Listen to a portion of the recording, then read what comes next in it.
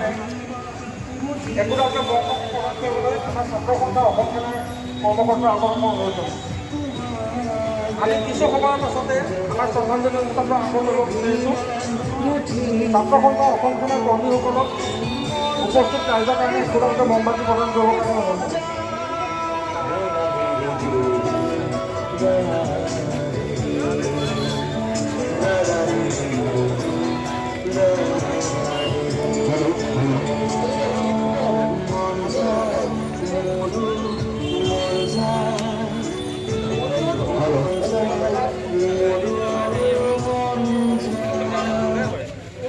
অনুৰোধ জনাইছোঁ আমি যদি হাতত মমবাতি লৈ যদি কলেজ যদি আমি বৰুৱা চালি এনেকৈ যদি আহিব পাৰোঁ সঁচাকৈ বহুত ভাল লাগিব। এটাটো বন্ধু বৰালি হয়।